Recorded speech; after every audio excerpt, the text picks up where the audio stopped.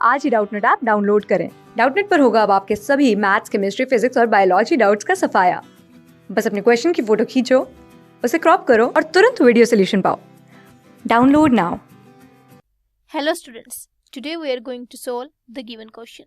The question says, let delta is equal to b, determinant of 3 cross 3 matrix is given to be, then option A हमारे पास given है delta depends on A, option B given है delta depends upon D, C option है delta is independent of A and D, and D option है delta is equal to 0. हमें क्या है, delta की value निकालनी है, ठीक है। फिर हम बताएंगे कि हमारा आंसर क्या आएगा, ठीक है।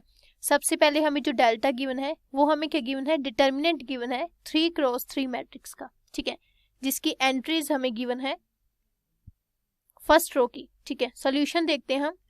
डेल्टा है हमारे पास, क्या है, डिटर्मिनेंट है 3 क्रॉस 3 मैट्रिक्स का, जिसकी फर्स्ट रो की एंट्रीज है हमारे पास A plus B, A plus 3D। Second row की एंट्रीज है हमारे पास A plus D, A plus 2D, A plus 2D, A and A plus D, ठीक है। हम इसे क्या करेंगे, देखिए एक दो, अब हमारे पास ना यहाँ दो तरीके हैं इसको सोल्व करने के, ठीक है। फर्स्ट तरीका तो हमें पता ही है कि हम इसका डिटरमिनेंट सोल्व कर लें, ठीक है। हमें 3 क्रॉस 3 मैट्रिक्स का डिटरमिनेंट सोल्व करना आता भी है, ठीक है। और एक हमारे पास एक और तरीका है, ठीक है। उसमें आपने क्या करना है कि हम क्या करेंगे, ये जो मैट्रिक्स है 3 क्रॉस 3 मैट्रिक्स, इसे हम स्प्लिट कर लेंगे as a sum of 2 matrices, ठीक है।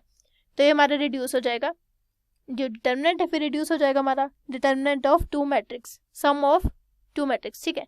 तो चलिए हम करते हैं।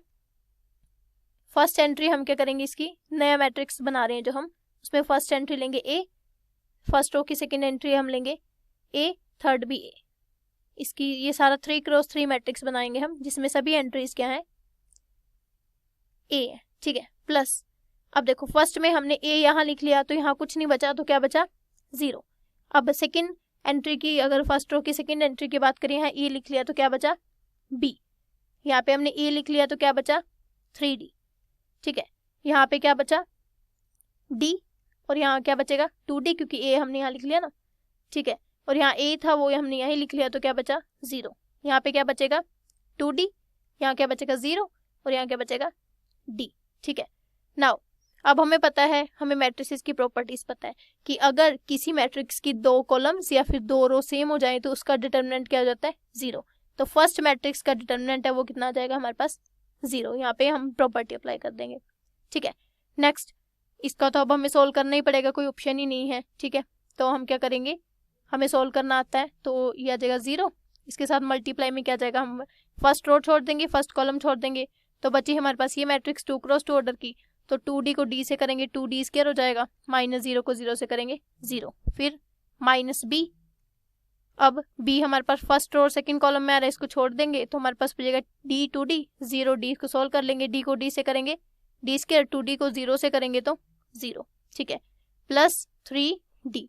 अब 3D हमारा फर्स्ट रो में आ रहा है और थर्ड कॉलम में आ रहा है, तो बचेगा हमारे पास D 2D 2D 0, सोल्व कर लेंगे, D को 0 से करेंगे 0, माइनस 2D को 2D से करेंगे 4D स्क्वायर हो जाएगा, ठीक है।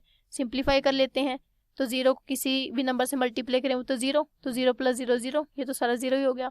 नाउ -B को D स्क्वायर से करेंगे -BD स्क्वायर आ जाएगा, और -B को 0 से करेंगे 0 हो गया, 3D को 0 से करेंगे 0 हो जाएगा, 3D को -4D स्क्वायर से करेंगे तो आ जाएगा -12D³। तो अब यहाँ से हमें पता लग रहा है कि 0 तो ये आया नहीं है, ठीक है। अब B और D पे डिपेंड कर रहा है हमारा, ये डेल्टा की वैल्यू है हमारे पास कितनी आई है, B और -BD स्क्वायर -12D³ आई है, ठीक है। तो यहाँ पे हमें क्लियरली दिख रहा है कि जैसे जैसे B और D की वैल्यूज चेंज होंगी हमारा डेल्टा चेंज होता जाएगा, ठीक है। तो डेल्टा हमारा किस पे डिपेंड कर रहा है, B एंड D पे। अब ऑप्शंस देखते हैं, ऑप्शन में हमारे पास क्या था, ऑप्शन में हमारे पास था, फर्स्ट ऑप्शन था कि A पे डिपेंड कर रहा है। देखिए जब हमने सोल्व करा डिटर्मिनेंट तो A तो बिल्कुल आ ही नहीं रहा है, ठीक है, तो A पे तो इंडिपेंडेंट हो गया, लेकिन ये कह रहा है डिपेंड है, तो फर्स्ट गलत हो गया, ठीक है। सेकंड कह रहा है कि D पे डिपेंड कर रहा है, हाँ D पे डिपेंड कर रहा है क्योंकि B और D दोनों पे कर रहा है तो D पे तो कर ही रहा है, ठीक है। अब कह रहा है A और D पे इंडिपेंडेंट है, नहीं, अभी हमने देखा डिटर्मिनेंट सोल्व करा तो उसमें डी आ रहा है, मतलब वो डी पे डिपेंड कर रहा है, लेकिन ये कह रहा है इंडिपेंडेंट ऑफ डी, तो ये रॉन्ग हो गया, 0 तो हमारा आ ही नहीं रहा, तो ये वैसे ही रॉन्ग हो गया। तो हमारा आंसर क्या आ गया, हमारा आंसर आ गया ऑप्शन बी। तो ऑप्शन बी हमारा करेक्ट ऑप्शन आ गया। ठीक है, तो हम इसका आंसर लिख लेते हैं। तो आप बोलोगे 100, ऑप्शन